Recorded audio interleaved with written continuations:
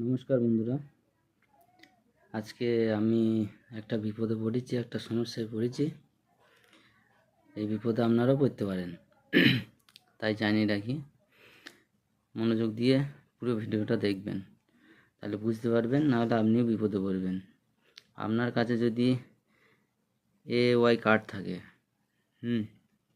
এই কার্ডটা আমাদের প্রায় 20 বছর হয়ে গেল।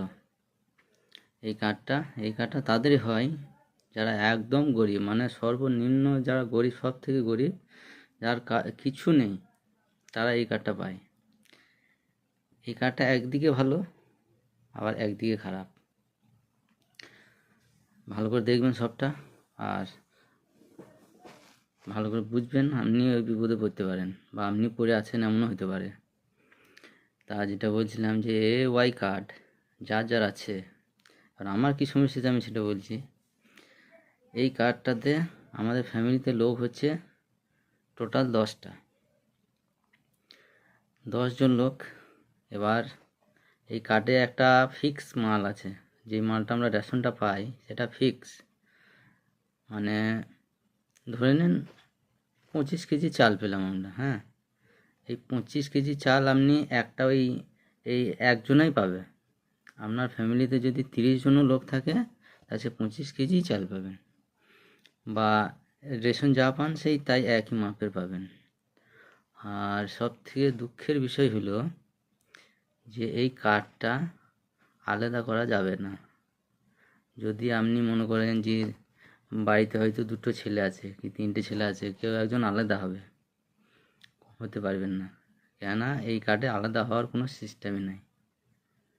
আমি বহু বিডিও অফিসে গিয়েছি, বহু খোঁজখবর নিয়েছি, বলছে এই কার্ড যার আছে ওই একই ফ্যামিলিতে থাকতে হবে, একই মাল পাবে, আলাদা করা যাবে না।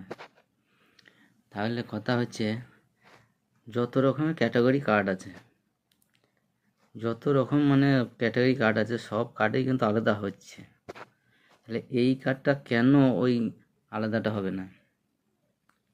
এমনও তো হতে পারে যে ফ্যামিলিতে কারোর সঙ্গে মানে ভাই মেল নেই, বা বাবার সঙ্গে মেল নেই, তাহলে তো সে মালটা পাচ্ছে না। সে যদি না দেয় তাহলে মাল পাবে না। তাহলে এই রকম সমস্যা কেন করে রেখেছে সরকার? এই রকম রেশন কার্ড বানিয়েছে কেন যে আলাদাই করা যাবে না? একই মাল পাবে। যদি ফ্যামিলিতে 20 জন থাকে, 30 জন থাকে, সে একই মাল পাবে। সে মাল যা পাবে ঠিক আছে, কিন্তু কার্ডটা আলাদা হতে দরকার। যদি আমরা 3 ভাই হই, 3 ভাইয়ের মধ্যে যদি এক ভাই ভিন্ন হয়, বা 3 ভাই ভিন্ন হয়, আলাদা হয়ে যায়, তাহলে হতে পারছে না তো।